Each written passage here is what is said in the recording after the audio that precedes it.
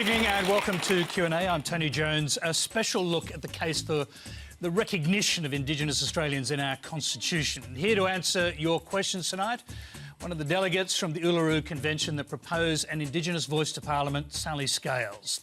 Liberal MP and Conservative advocate of the voice, Julian Leeser. Former Liberal candidate and Indigenous opponent of the voice, Jacinta Price.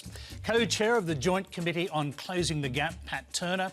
And the Shadow Minister for Indigenous Affairs, Linda Burney. Please welcome our panel.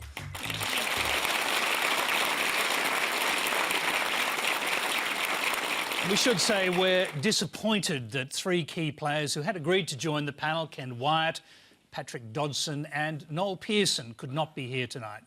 So Q&A is live in Eastern Australia on ABC TV, iView and News Radio. Tonight we're turning our attention to the unresolved business of recognition and reconciliation. The treaty Bob Hawke promised at Barunga in 1988 never materialised, neither did the constitutional recognition John Howard put into referendum in 1999. Now the Morrison government has confirmed it will not enshrine an Indigenous voice in the Constitution.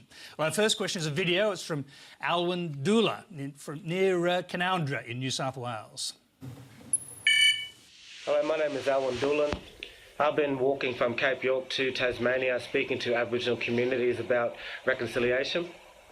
The PM did not meet with me to hear what the 50 First Nations peoples I visited had to say, which tells me the only voice that he could approve of is one that he can ignore. But why did the Indigenous Affairs Minister, Ken Wyatt, change his mind about supporting the voice? Julian Leeser, we'll start with you. Well, I think that the Minister's been clear about his position, as has the Prime Minister, that they're in favour of constitutional recognition but not putting the voice in the Constitution. Ken Wyatt wasn't so clear about that at the press club in July. He certainly left the door open and now he's slammed it shut. Well, I think his position is the same position as the Prime Minister's position. That is now the government's position. Is that the position he had to have? Well, that is Ken Wyatt. I can't answer that. I think at the end of the day, the government's position is clear. We support the voice, the government supports the voice, and the government supports constitutional recognition, just not constitutional recognition of the voice. Now, I've been a long supporter myself of the voice and of it being in the Constitution. And I think what we need to do, for those of us who are advocates of the voice, is to see that the government has left the door open in relation to the co-design principle, the co-design process that I recommended alongside Pat Dodson and Linda Burney in the committee that we had last year.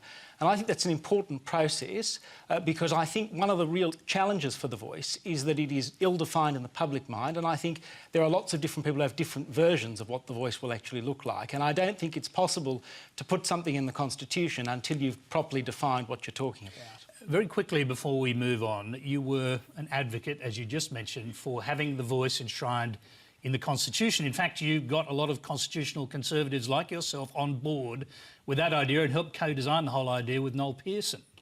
You must be disappointed. Look, I'm a realist about the process. We put up one version of the voice. There are a range of different versions that have appeared since then.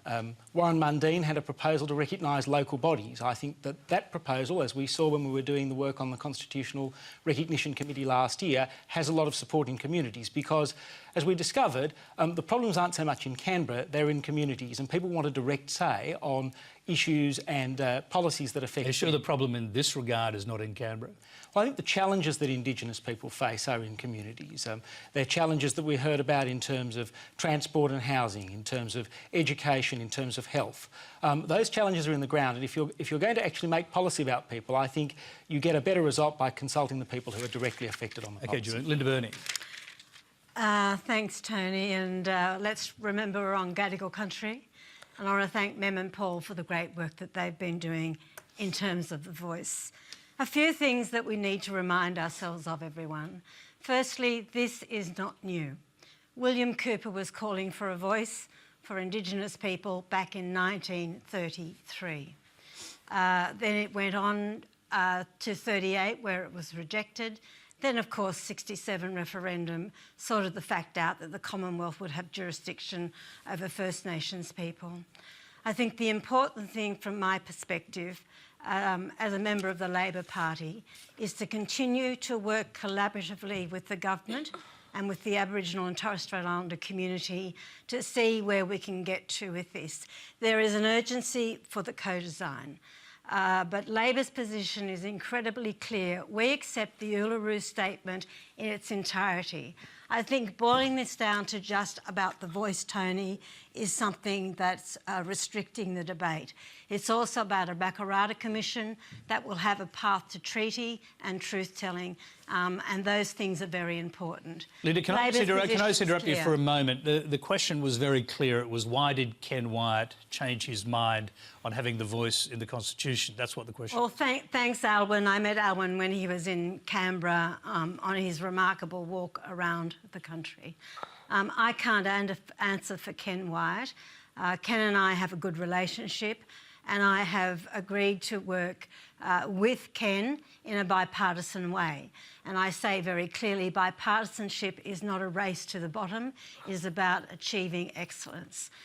Ken made the decision, or someone made the decision, that Ken was not going to be appearing tonight, and I'm glad that Julian's here.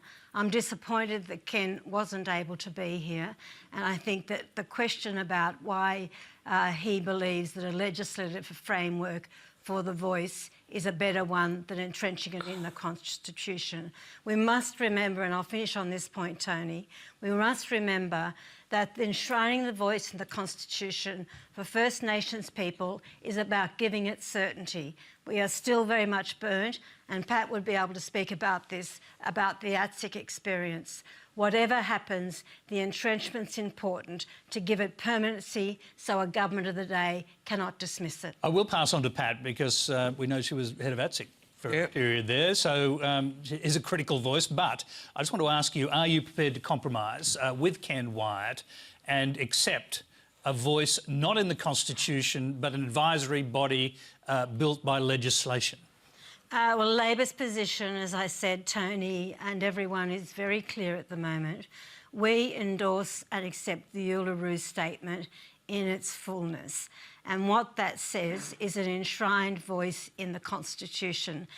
That's Labor's position. Obviously, there is a long way to go with this discussion, and we will work collaboratively, and we will be instructed particularly by First Nations people across this country in terms of what they believe, and in particular people that participated in Uluru, and that will be where we'll get to. It's a long way to go, Tony, and I think ruling things in and out right now is not a wise thing to do. Except the government has ruled something out. Well, the government appears at this stage to have ruled out an enshrined voice, and I say very directly to the Prime Minister, if you want a decent legacy, this could be your greatest. Pat Turner, what does your ATSIC experience tell you about whether a voice, an advisory body to the Parliament should be in legislation or in the Constitution? Well, it worked, you know, despite a lot of the myths that circulate in terms of ATSIC. It was, in fact, a very effective organisation. It was. And we did a lot of good. Once people didn't have it, of course, they recognised that, you know, it was a big loss.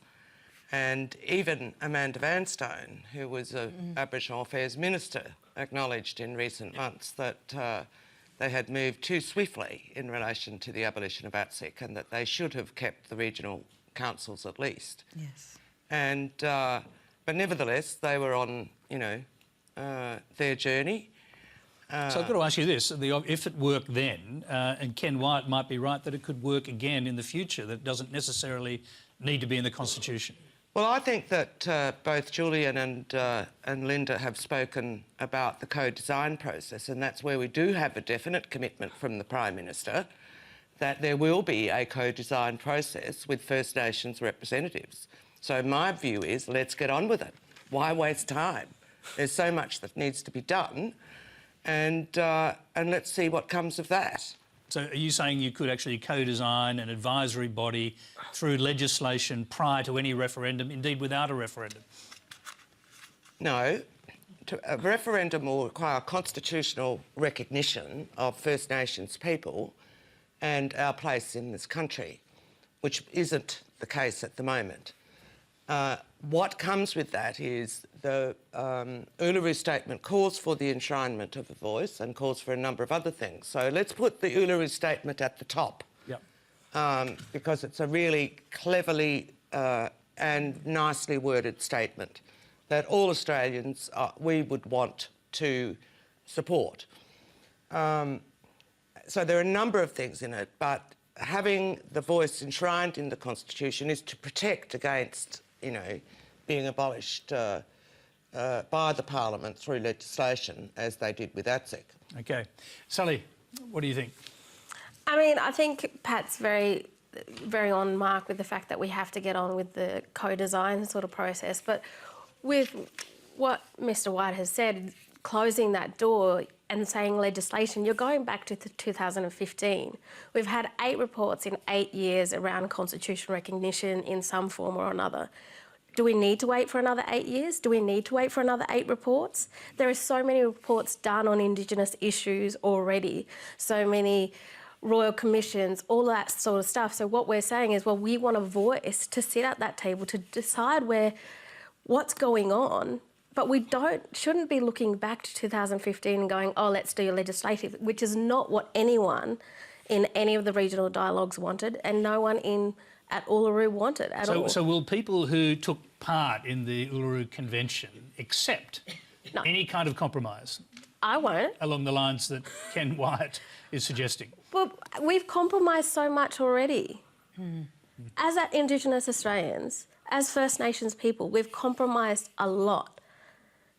So why do we have to keep compromising? We put a beautiful statement, which was done by 250-odd First Nations representatives in Uluru. It was given to the Australian public, not to Parliament, not to politicians, and this is where we have to change that course as well. It was given to Australia. It's not given to the politicians, and the law is not the problem around the Uluru Statement. I think politics is the problem. Jacinta Price, politics is the problem? What do you think? Because you actually don't support any of this, do you? No. Tell us why. Well, firstly, where's the detail? Like, what is it that we are supposed to be looking at and deciding, yes, we want this to go ahead. Yes, it's a beautiful statement, but it lacks significant detail. It's like if you were going to, look for funders to invest a project, you wouldn't go to them with a statement and not have a business plan behind it and expect that, that project to be funded. That's the first issue I have with it. The second issue is Can we just deal with that issue quickly, and we might get some interchange on the panel here, because isn't that the point of the co-design process, to actually develop those details? Well, I'll just go to Sally quickly on that and come back to you, Jacinta. Yes, well, that's what we would be looking at with the co-design and going back to those communities, going back to those regional... What was so unique and wonderful about the regional dialogues is that actually, if you look at all of the cities and the towns that the Referendum Council went to, they went to a lot of remote and regional communities. I went to 2, and I was lucky enough to do that because, APY is in South Australia, but it's also in part of Central Australia. So I wanted to know what the differences in those dialogues happen. But that's what the co-design is about, those details, working with the communities. So, can I say, so Linda recently visited a number of communities recently, and in those communities found that there were people who didn't know what the voice was or didn't have any idea of that. So there are a lot of Indigenous people who have already been left out of this conversation, including those who didn't agree with this voice. And see, what we see a lot is that the media like to portray Indigenous people as all having one voice. This idea has been entrenched. We need to be recognised as individuals as well, that we don't all think with one head. We're not going to come to consensus on issues. We don't come to consensus on a number of issues. I don't see how. Is the voice going to then have elected members that represent every single language group? Is that how this is going to go forward? And then those people from that language group is going to speak on behalf of that language group. I know my language group wasn't there at Uluru. I know several other language groups that weren't there while the Uluru Statement was being created.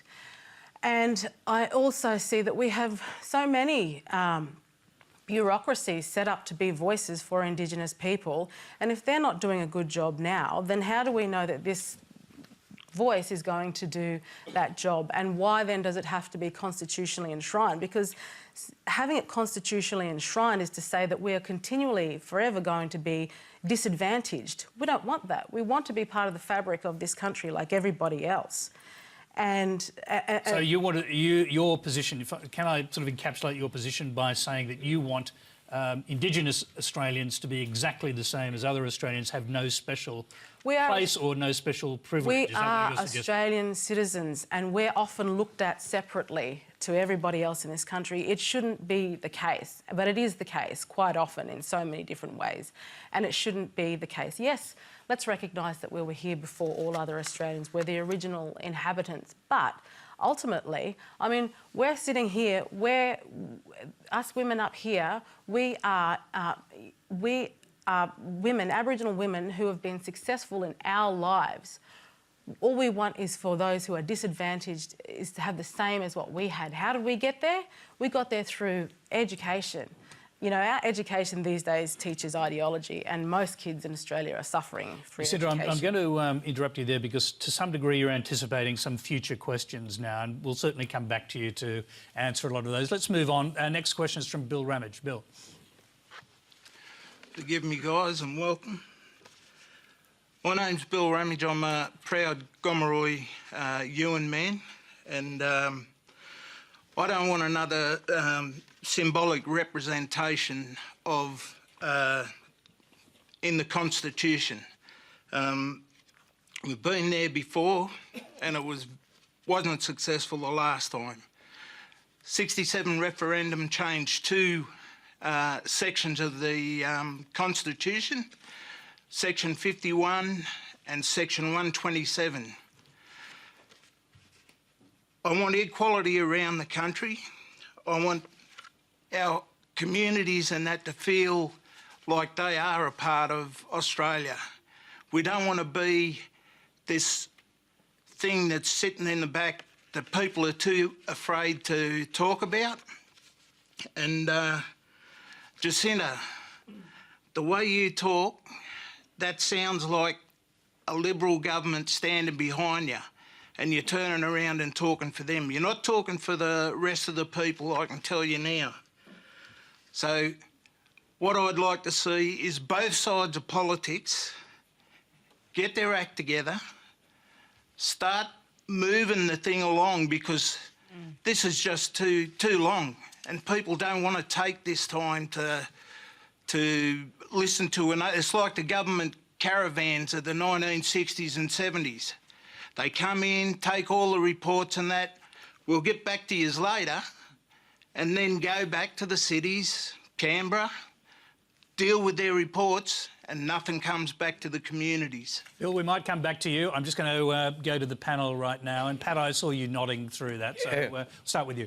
Well, this is the urgency, Bill, and thank you for outlining that position, that the Coalition of Aboriginal Peak Organisations has taken in now having a formal partnership with the Prime Minister, the Premiers and the Chief Ministers and the Australian Local Government Association in an equal partnership, a formal signed partnership to close the gap, where Aboriginal peak organisation representatives and our organisations work in the service delivery areas that are pertinent to closing the gap. So we've got health services, legal services, SNAIC, other child protection areas, land councils, education groups, so on and so forth. Paddy, you're saying this is a model that could work more broadly. We have got a formal partnership agreement with COAG. It's the first of its kind. It's historic. We complained to COAG in September. We had the agreement signed by March. It is an excellent model to get on with the job as equal partners negotiating with government, from the local level to the regional level to the state level and the national level. That's what we're asking for happens in the future engagement between our First Nations representatives and governments across the board in future. Okay, Jacinta, I know you were mentioned by name a moment ago. I'll come back to you on that. Julian, first to you. You sort of get the passion and the anger of Bill and many other people like Bill, that they don't want something symbolic. That's not enough anymore. Look, I completely understand the position that Bill's put, and I understand the frustration with the time that this seems to have been taking. I think the thing to remember is that the Uluru Statement really changed everything. It rejected a lot of the symbolic proposals that we've been considering in the past and pointed forward a direction of a voice. But while saying that we wanted a voice, it didn't give any detail of what that would look like. That's why the co-design process is important. That's why last year, when we went around the country looking at what this voice might be, and we heard that people wanted to be consulted about the things that affected them in their own communities, we thought that the best, most authentic way of doing things was actually to send a group of bureaucrats out to speak to individual Indigenous communities in their communities and ask them how do they want this to work.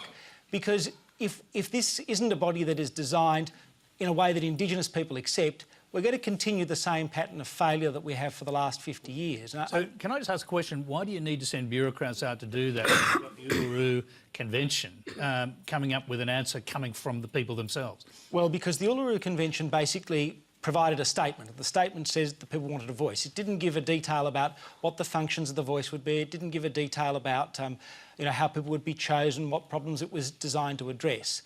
We want to make sure that if we're going to set up a new body or new bodies around the country, that they are authentic for particular communities, that they genuinely address the problems. My view, why I'm such a supporter of the idea of the voice, is because I think it is the best way of trying to address some of the social and economic indicators that we know are not strong for Aboriginal people and are not as good, and see Aboriginal people not living as well as the rest of Australians. And I think if you consult them on the policies and laws that affect them in their communities, you've got a better chance of getting policies and laws that work. Okay, Sally, now what you heard from Bill is I don't want something symbolic. A lot of people don't want something symbolic anymore. And how widespread is that feeling, do you, as you understand? It's everywhere. It's everywhere that no more symbolism and also get on with the job.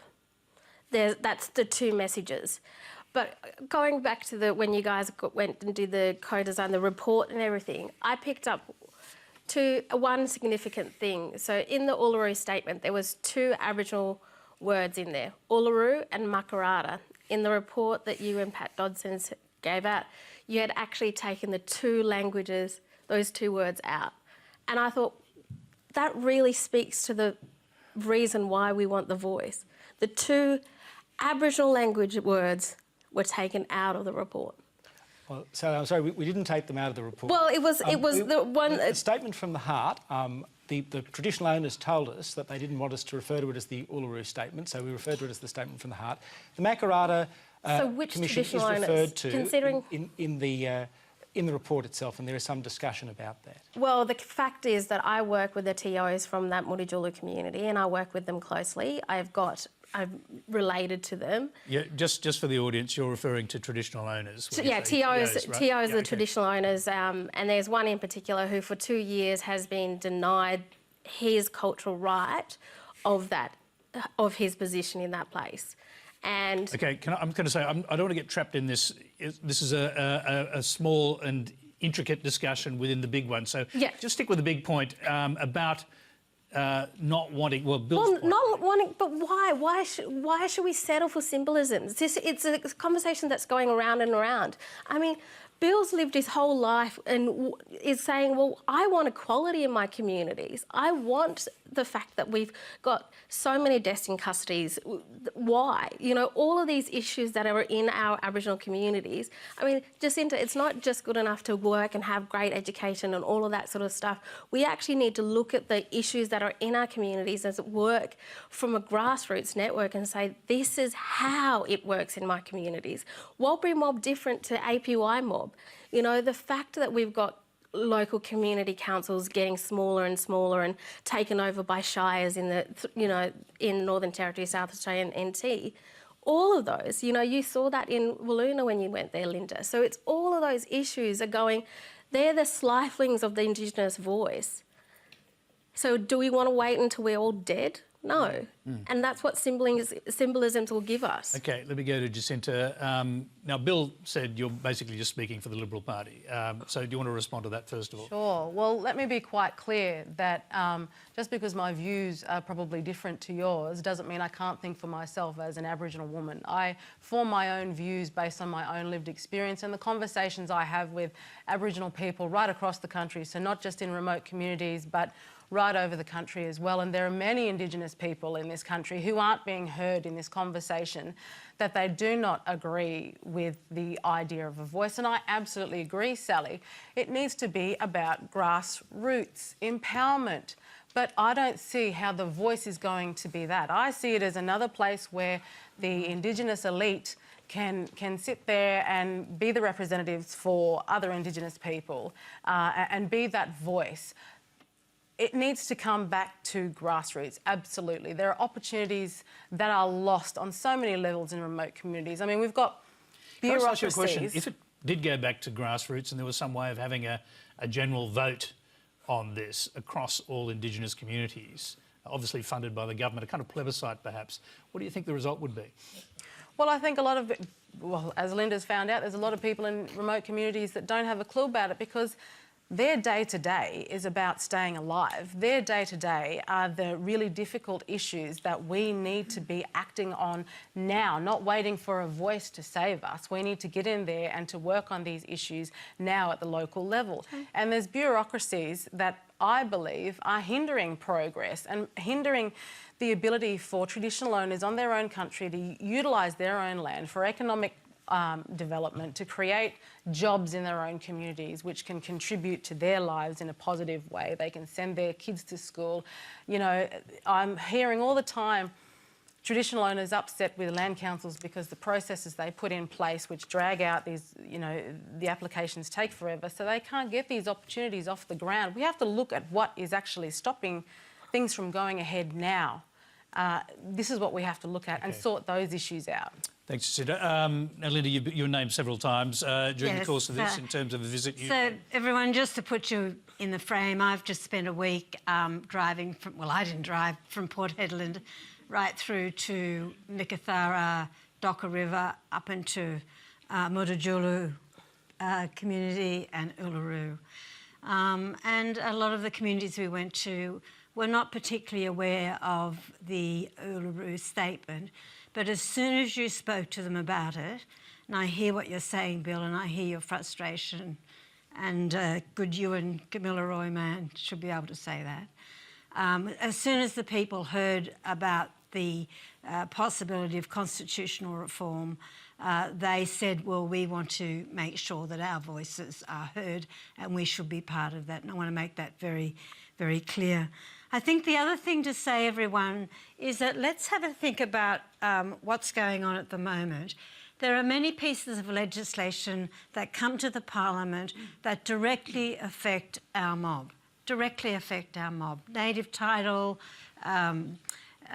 issues to do with national parks, environment, the Murray-Darling Basin Commission with water flows and cultural flows, and the issues that Bill's spoken about.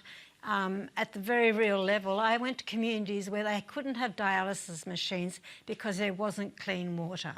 Now, if there was an Aboriginal advisory body to the government, and let's remember we're talking advisory here, to the government to have a say on those pieces of legislation that affect the daily lives of Aboriginal people, wouldn't that be better than what we've got at the moment? OK, I'm just going to quickly go back. Bill, do you want a final word before I pass on to the next question? Yeah. With this, there's a lot of talk going on now, right? Yeah. And there's no answers being put forward. As far as all the rivers and land around, treaties would be a way to go. That'd take care of the water issue because you wouldn't get the cotton farmers taking the majority of water. But where you people are concerned, your leaders in your chosen field, why is it takes so long to get things going? You know, we've been over and over and over this, referendums. Why not just extract us Indigenous and OK, Bill. Get on with it. Bill, we will take that as a comment. We thank you very much for it. You're watching Q&A. Tonight we're looking at constitutional recognition. Our next question comes from Amy Smith. Hi. I just want to raise a really important issue. So the suicide rate for Aboriginal and Torres Strait Islander persons between the age of 15 and 34 in 2017 was 47.2 per 100,000 people. And that's 3 times the amount for non-Indigenous Australians. This year alone, in the first 3 months, we had 35 Aboriginal and Torres Strait Islander persons take their life, with 3 of those people being 12-year-old children. I know the panel are probably aware of these statistics, and the government has announced money being invested into suicide prevention initiatives. But I want to know, how does the Uluru Statement of the Heart help us as a society to overcome the impact of colonisation, intergenerational trauma and centuries of oppression, and in a way that truly represents the 500 plus nations of this land? Pat Turner. Well, I think, it's an issue that we grapple with every day, and, you've mentioned the causes, or some of them, in terms of intergenerational trauma, which is a major, major concern, and which we've called upon the government to respond. So these things take so long because, government still talks about consultations with us, whereas we talk about the right to negotiate and the right to have action and the resources provided to our Aboriginal community-controlled organisations, because we deliver a much more effective and better service. So getting governments to change is not easy, but that's one of the objectives that we have in closing the gap and the partnership agreement that we have there. How would this be impacted if the Uluru Statement from the Heart was adopted by government in its entirety? Because that's really the question that was being asked. It would be impacted because there would be constant information flow through the voice to the Parliament to ensure that the Parliament was kept fully aware of what progress was being made. So, when you have the instruments in place to utilise, you utilise them. What we haven't been able to get through to within the Australian system is to take our rightful place in terms of our own cultural governance arrangements and to be fully self-determining communities, which is what we all want to do. Even, in terms of the things that Jacinta is referring to in terms of local communities making their own decisions. Well, in order for you to do that and in order for you to exercise your full self-determination, you have to have resources. And that's what we want governments to put our way and let us do the service delivery and the business and run our communities, not by a shire that's foreign, but according to our own cultural ways. We survived here for 60,000 years before the last 200, and we've been devastated more in the last 200 plus than the 60,000 years before that. So it took a long time to evolve our systems of governance, and in many places they're still strong, and we want to revive them, and we want to have the right to share the power and to make the decisions about the future of our people in our own country. Let me put that to Jacinta. What's wrong with the idea, the general idea of sharing the power, as Pat Turner said, in the sense that there is no specific advisory body now to tell governments, to advise governments on all of these things that are happening and to give an Indigenous perspective on how to fix them? Why would that be a problem to do that? I think we need to share the power ourselves as Indigenous people. I think there are certainly people in powerful positions in many different Indigenous organisations who have maintained those positions. There's been incredible amount of resources, poured into Indigenous advancement, and we need to be able to lift up those that, those of us who are in powerful positions need to be able to lift up those who aren't in those powerful positions. I hear a lot about government and what government's supposed to do, but what are we going to do as well for ourselves? What about the idea of having an elected Indigenous voice, so that you obviously favour the idea of democracy, so would it be wrong to have an elected Indigenous voice just advising the government? Well, I'd like to know how that looks. What does that look like? Which is why we have to do the co-design. So we're chopping wood for practice here, because we've said that about 5 times. But why aren't we at a position where we have some idea already? Like, why isn't there some sort of... There's no example, because the Australian public are going to be expected to vote on something that's not there yet. You know, are we going to co-design it and then have a vote on it? We might come back to that, because there are examples in other countries, and we'll come back to that in a minute. The next question I'll go to is from Clayton Simpson. Clayton. Thank you, Tony. I was an invited delegate at the National Constitutional Convention in 2017. I was part of the walkout, or the mob that walked out due to in my view, the convention was a pretty fast process. For those that don't know... Did you say fast or... Fast. You mean... F-A-R-C-E. OK, right. Unbelievable. So those that don't know, of course, the truth is part of our NAIDOC theme this year, and the truth is that the Uluru, what became known as the Uluru Statement, was in fact written by members of the Referendum Council and endorsed through coercion by the delegates. Those delegates that walked out were threatened with tribal punishment, and this was endorsed by individual members of the Referendum Council at the Yulara Convention. Now, there's a silent majority of Aboriginal people that do not support the Voice to Parliament proposal and do not support a symbolic constitutional recognition. We're already recognised in our state constitutions, but there's no benefits attached to that. As we know, we've got lots of, our people are dying 20, 30 years younger in some cases than our fellow Australians. So how will an advisory only, no veto, representative body be effective when it doesn't have to be listened to by the parliament it seeks to advise? Sally. Hey Clayton, how you going? There's a couple of points that you did bring up. So this thing about how, it's now, it shouldn't be called Uluru Statement, it could be Yulara Statement. So the reason why it was done it was held in Yulara and not at the resort instead of the communities, because that's what the community wanted. They didn't want 250 plus people there on top of caterers and everyone else. So that was up to the community, and that's why. Around the tribal punishment, I was in the room talking to some of the walkout groups and talking about how that's done in a particular time, and that was not what was happened to them. That was misconstrued and mislies there. I'm more than happy to talk to you afterwards about that from a cultural point of view. I think it all goes back to that co-design stuff. And while it's an advisory stuff, like, we need to be at the table. We need to be at the table to talk about what's going on in our community.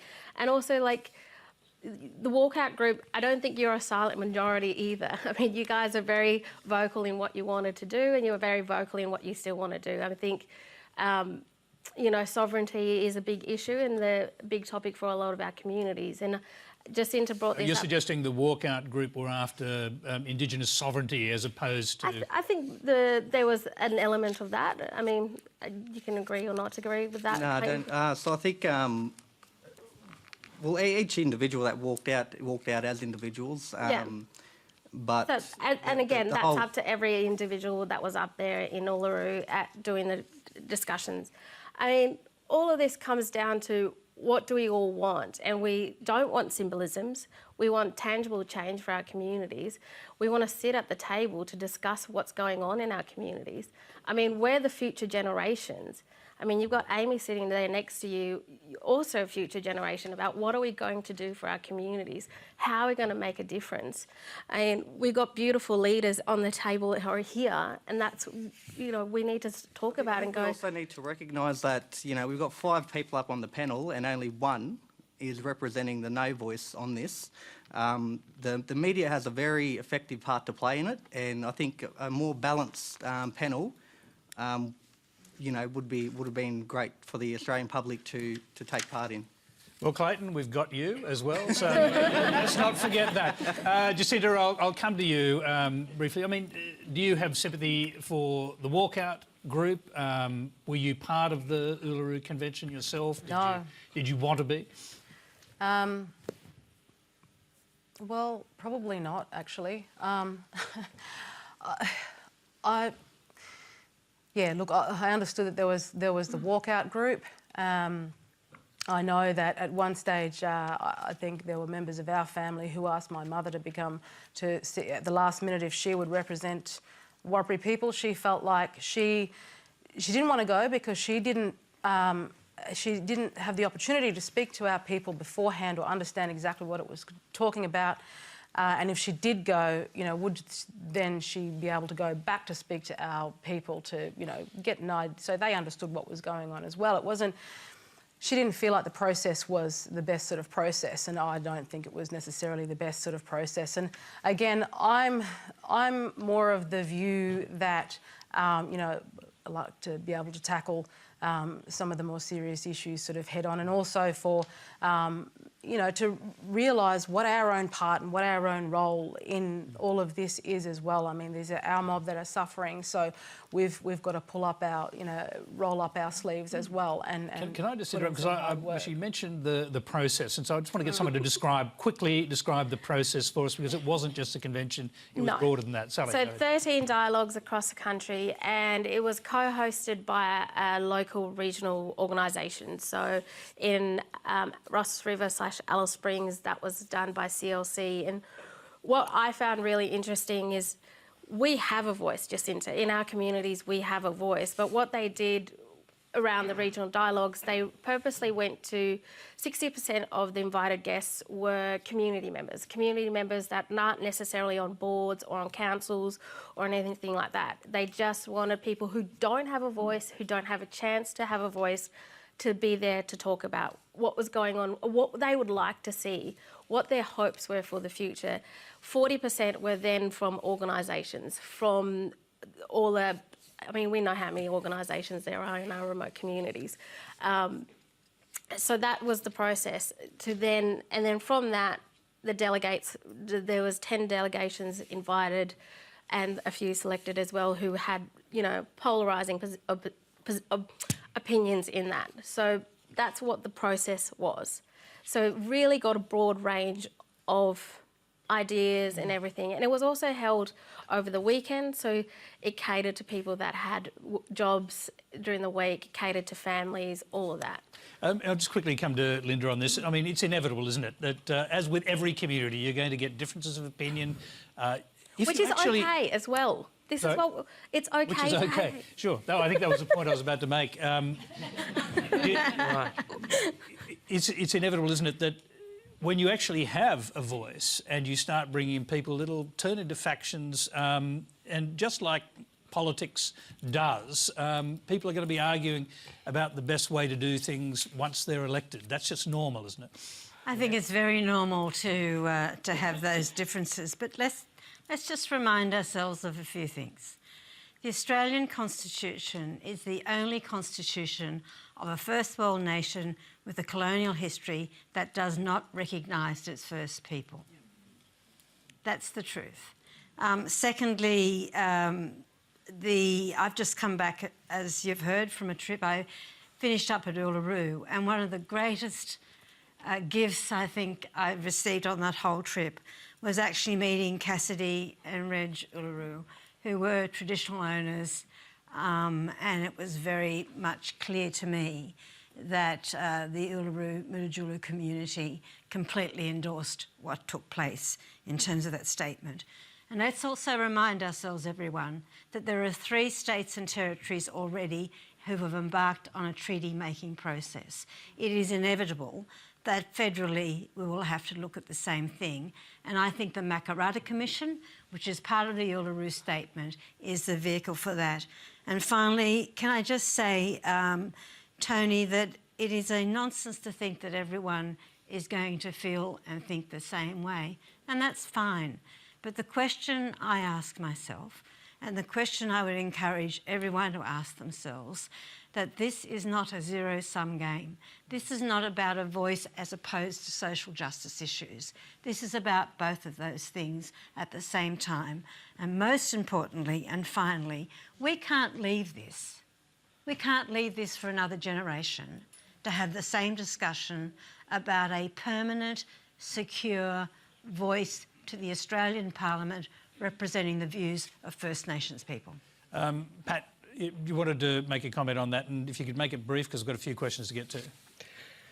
Well, I want to say in the Close the Gap process that we have established this partnership. Not only do we have National Joint Council, co-chaired by Ken Wyatt and myself, with every state minister represented, local government, and the Coalition of Peaks elected representatives, but at the state and territory level, we also have members of the coalition who operate at that level on Aboriginal community-controlled peak organisations, working with the state bureaucrats to negotiate the implementation of what we will put forward to COAG by the end of the year in the terms of a new national agreement on closing the gap that will identify what will be done, by who, by when, how much it's going to cost and where the money's coming from, and it will have full, open, transparent accountability provisions in it so that it can be monitored. So once again, So we are your point is this works. You've got a way to make it work already. Yes. Absolutely, absolutely. And, you know, we're dealing with closing the gap issues. You know, the gap between our people is not closing, it's widening. And why is it widening? Because other Australians are living much longer. So the life expectancy gap has widened.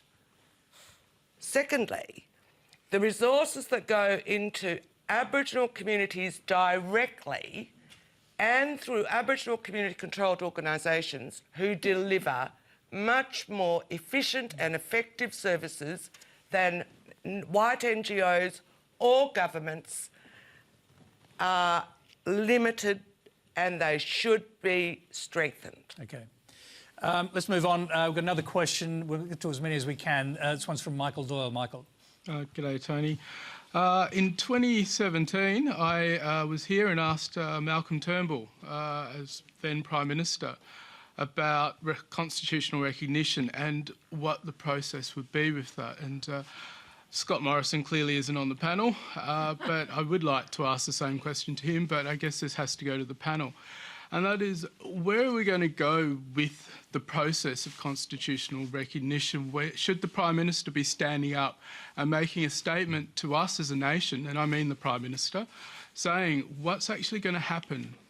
And the sort of time frame that might happen in as well. Like, will this be during his term of government? And I share the frustration of how long this is taking. Yes. So. Okay, let's go to Julian, who's here, whether he likes it or not, representing the government. I'm very pleased to represent the government on this question. So I think the first thing to say is when you're talking about changing the Constitution, we know how difficult that is. 44 times Australians have attempted to change the Constitution and only 8 times has it succeeded. To succeed, you need bipartisan support. On this particular question, you need broad support of the Indigenous communities, you need a majority of Australians voting, and you need also a majority of Australians voting in 4 out of 6 states for this to pass. At the election, the government adopted the recommendations that we had made at the Joint Select Committee, and that was that a process would start. Point 1 was that you get the co-design process working and get that done right, so we know what it is that we're talking about when we talk about the voice. Step 2, you then look at constitutional issues and other legislative issues. So we're looking at a package of things. But I know everybody's thinking about this in terms of... They've jumped ahead of step 2, haven't they, Julian? And they said it's not going to go to step 2 well, no, they haven't before said that. you deal with step 1.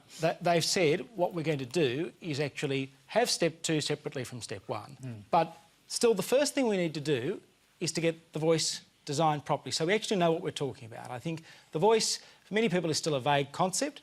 Then we need to look at what are we going to look to do in relation to constitutional recognition. So, Julian, can I bring you to the core of that question was, should the Prime Minister get involved in this? Could Scott Morrison actually make this an opportunity to define his Prime Ministership in a very different way that people expect it might be defined, and actually take a hold of this issue and surprise everyone and drive it himself? Would you like to see him do that? Well, the Constitution, Tony, belongs to everyone, and I think it's really important that everyone gets involved. I was heavily involved in the 1999 Republic referendum. I'm a strong constitutional monarchist.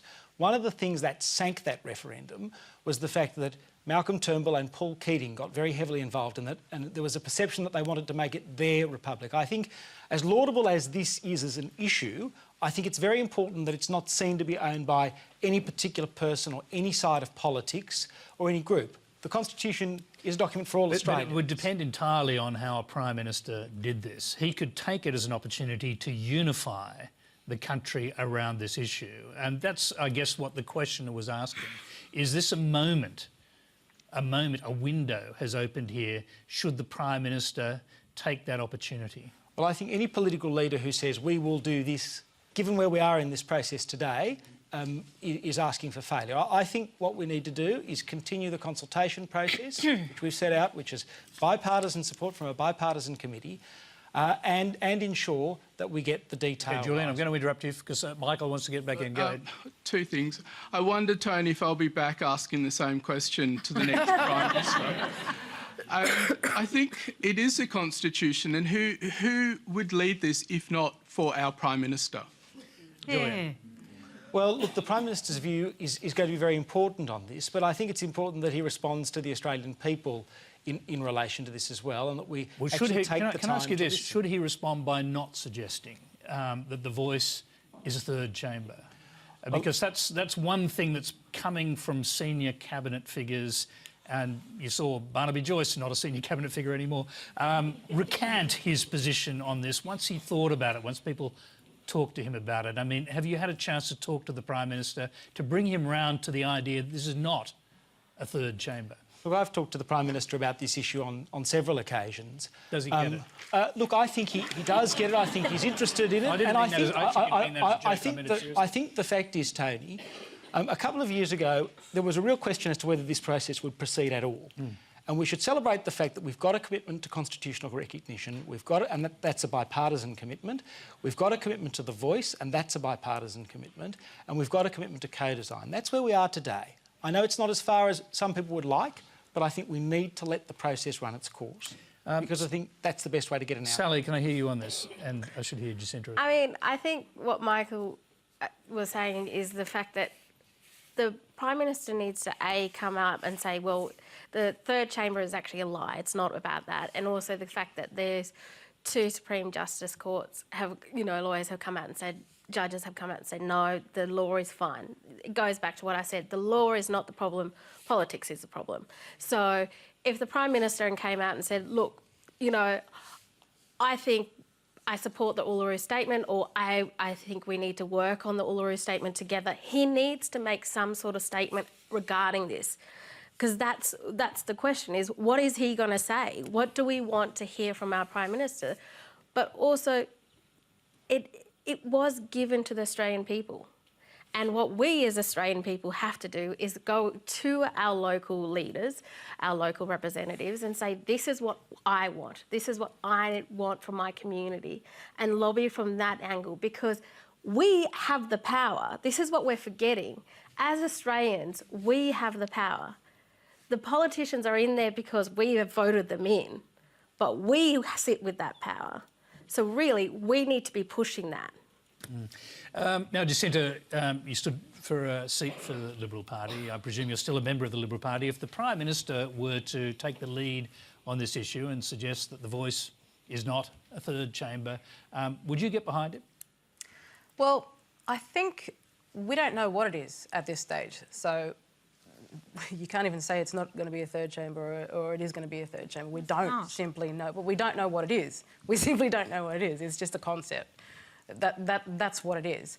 And I think the Prime Minister is more concerned with the more significant issues than trying to tackle things like youth suicide. To wait and see what it is before we decide that it's going to be probably something. should have put this program off and waited till we knew what it was before we started talking about it. No, look, I think he's more concerned with issues like, you know, suicide. I mean, my frustrations are with the fact that levels of violence haven't dropped in remote communities. That's where my frustrations are. You know, I can put aside the idea of a referendum as long as we start dealing with these issues that are actually going on in communities. The way I see it, it's like another issue that gets pulled, you know, gets pulled to the forefront that distracts us from what's really going on, and yeah, that's how I see it. Well, it hasn't distracted me, because we're working very hard to close the gap and to ensure that Aboriginal voices are at the table in negotiations with government as equals. Negotiations, not consultations, not government business as usual. Taking on board Aboriginal-led solutions from our lived experience and our expertise, and making sure that we make a real difference in the quality of life to our people over the next 10 years. So we're waiting for no one. We're getting on with the job. Okay. Thank you. You're watching Q&A Live. Next week, our 4th high school special. Hundreds of high school students put up their hands to join the Q&A panel alongside Gladys Berejiklian and Christina Keneally. Here's a look at 4 of the students we've chosen. Hi, my name's Aurora. I'm 17, hearing impaired, and live in the Shire. I would love to see freedom of speech and freedom of religion legislated and protected for all Australians. I would also love to see red tape and taxes cut across the board. Being part of the national leadership team for the Australian Youth Climate Coalition and the national and Sydney core team for School Strike for Climate has allowed me to engage in political discussion to a great extent. And I will allow the voice of young regional Australians to be heard. I'd love to sit on the panel with Tony before he leaves Q&A. I'd love to sit on the panel with all of you next week. Our next question comes from Scott Cochrane.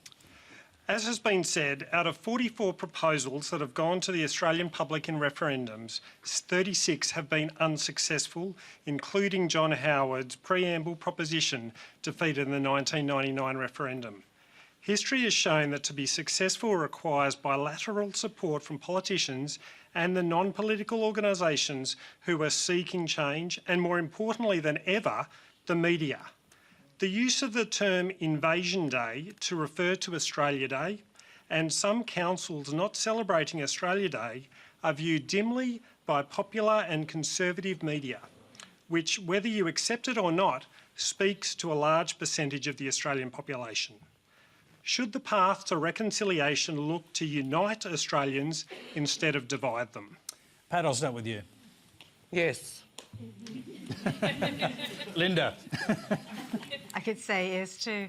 What we're really talking about there, and thank you for your comment, is that really important third component of the Uluru Statement, and that was truth-telling.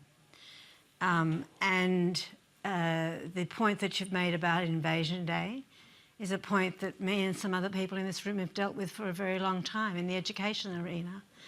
And it depends on what your perspective is. Certainly for First Nations people, it was an invasion. Look at the outcomes of what it has meant.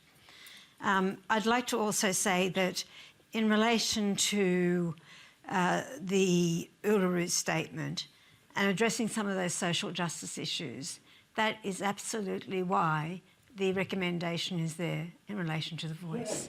And you are correct to say that there are many, many big outfits like Rio Tinto, ACOS, the Business Council of Australia, BHP and others, Qantas that have come out and supported the voice. But there are also many people, as you've pointed out as well, that perhaps are not in favour of the sorts of things I've referred to. And that is why this has to be a bipartisan approach, and that is why it will be bipartisan, and that is also why there needs to be, in any process like this, a major education campaign. I think Scott Morrison will find himself on the wrong side of history. Jacinta. Yes. Would you like to answer that question? Well, again, we've heard how the process took place to come about to the Uluru Statement, and there are those who've got behind it and backed it because of the fact that it's come across as though this is the decision, this is what all Aboriginal people want in this country, when that's not the case at all. As you know, there were dissenting voices during that process, and the people that were involved weren't exactly elected to represent their people. So it's a lovely idea and it's a lovely statement. Just quickly going to one core part of that question, do you think the language around Australia Day is putting what Scott Morrison would call the quiet Australians off this whole idea? I think there's an element of that, certainly. And I think there's an element of the fact that I think we as Indigenous people need to, as part of the healing process, also forgive and probably not hold non-Indigenous Australians responsible for what's happened in our past. But true reconciliation is a two-way street. It requires both sides of us to come to an understanding. I mean, personally, I see myself as a product of reconciliation. I don't think you can get any more reconciled than I am, given I've got a Warrapari mother and a white Australian father. But we can be doing that a lot better, certainly, and absolutely it involves truth-telling, and truth-telling in such a way that we understand our country's history and its complexities, and not in such a way that it's used as a tool to, you know, hold non-Indigenous Australians to account for what's happened in our past, but to create understanding. We can never have too much understanding. But Tony, the corollary of that is, and I don't disagree with what's been said, but you have to take it a step further, and that is that the history of the last 230 odd years is part of the reason we see so much poverty, so much sickness, and so much destitution in our communities now. And the intergenerational trauma that Pat's referred to is absolutely there, and it is in part because of the history, which we're all responsible for. Julian, it would be the easiest thing in the world for a political leader to grab an issue like this, and I'm not necessarily talking about the Prime Minister, but any leader within the Cabinet, and appeal to the worst angels of our nature in the community. You could actually garnish a lot of support by doing that, as we've seen right across the world. Do you fear that could happen in the lead up to this possible referendum? I don't want to see that happen, Tony, and you fear it could happen? Well, you know, anything's possible, but I don't think that our political leaders on either side of Parliament want to see that happen at all. And I think that's why they've been responsible in trying to get bipartisanship on this process, trying to work together, trying to find a way forward. Because I think reconciliation fundamentally is about bringing people together, addressing our history, but more importantly, addressing our future. And I think if people are focused on the future, and we all want a better outcome for Australia's First Nations people right across the country, we all want to see longer life expectancies, better health and education outcomes, lower incarceration rates, lower suicide rates. There's unity on those issues, and I think we're very lucky to have it, and I think we should capitalise on that. Quick final question for you. Now, you work very hard to get constitutional conservatives on side with the idea of changing the Constitution to have a voice enshrined within it. Is that something you'll continue to fight for? I think we've got to continue to work on this, and I think what we've seen from both colleagues on the panel this evening and also from your audience is that there's still a lot more work to do. And you know, this is a longer process. You personally will continue to fight for? Absolutely, Tony. I'm committed to constitutional recognition that involves, you know, a recognition of some form of consultative mechanism for Aboriginal people. Okay, Sally, you're the youngest person ever to chair the APY Council. Yes. So I'm going to give you the last word. Youngest ever and only the second woman. Hear, hear. And APY Executive Council is... Thank you. Yeah, I look at Linda and go, we need more women in politics. Look at the Invasion Day, and I also call it Survival Day because we're still here and we're still surviving. And if you think about the marches that happened this year on January 26th, there were so many that came out. in support of changing the date, in support of all of that. But I feel like that's such a menial little thing for any politicians to get on. And it takes up so much airspace because it's like, I think there's people hating changing the date because they're going to lose a public holiday. You know, that's it. But then you also, like, it's the squeaky wheel that makes the loudest noise, that makes the biggest sort of hoo-ha about it all. And it's like, for us, what we want is to have, this is history, our history, Australian history. And this is our communities that we're still sitting in and we're still surviving. But there was an invasion that happened and we need to talk about that.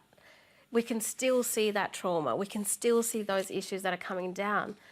And it's not a day that we sit and go, yeah, let's celebrate. No, let's think about this. Let's recognise the importance of this day and what happened. And in terms of the bigger issue, the biggest issue that we're talking about now, is this also, from your point of view, a chance to make history now? Yes. I mean, we're sick of waiting. Let's get on with it. Let's start doing the job. Good, simple answer to end the program with. That's all we have time for tonight. Please thank our panel, Sally Scales, Julian Leeser, Jacinta Price, Patricia Turner and Linda Burney. Thank you.